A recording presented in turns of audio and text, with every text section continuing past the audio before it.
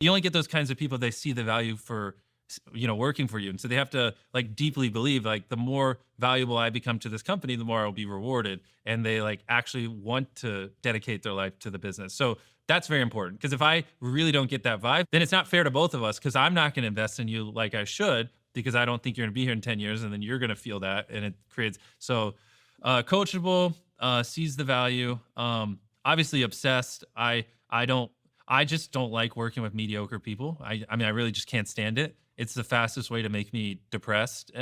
Is if I have to work with someone who's just not all in and just loves what they do. Um, it's just a lot of, stuff like that that I'm sure if you listen to like a Steve Jobs interview or something that he talks about, it's just the typical traits: obsessed, coachable, all in, sees the value. And what is the single worst trait?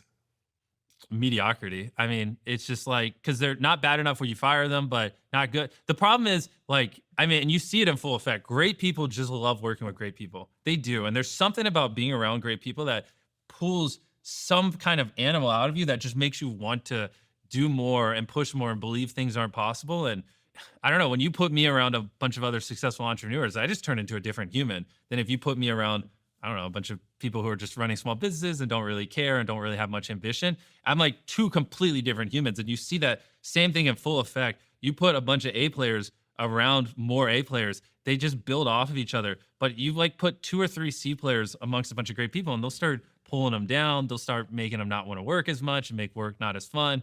And so everyone knows, get rid of the C players, right? Obviously, get rid of people who aren't all in, blah, blah, blah. It's the ones that are like, they're not an A player, but they're not a C player. So it's kind of hard because you still feed off the energy. And if you get enough of them, it just drags the overall culture down. So those are like the worst.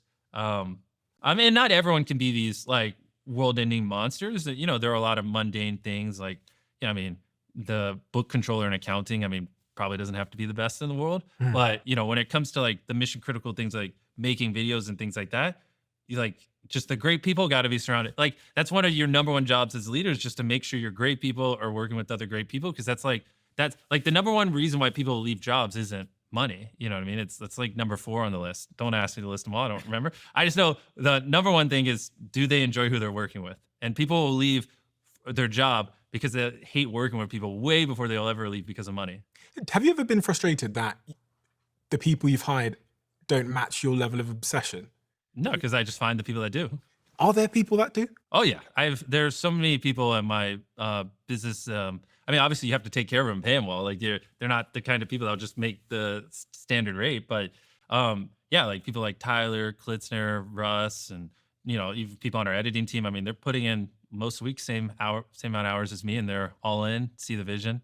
It's like it's hard to find those kinds of people, but when you do, you got to treasure them and recognize that they're unicorns. And you have almost 500, roughly 500 people? Probably, I think the production company were around 300, Feastable's around 100, and then probably another 40, 50 scattered amongst everything else. Most founders that I speak to describe scaling headcounts as the kind of worst part of the job. More people, more problems, right? Yep, that's an understatement. Yep. Especially as someone like you who's a creative at heart and who is very focused and obsessed on, I guess, the show and producing, as you say often, I want to produce the best videos we possibly can. Of course. And then all this other shit comes with it, Yeah. which is like HR, which every founder I speak to hates. I mean, yeah, the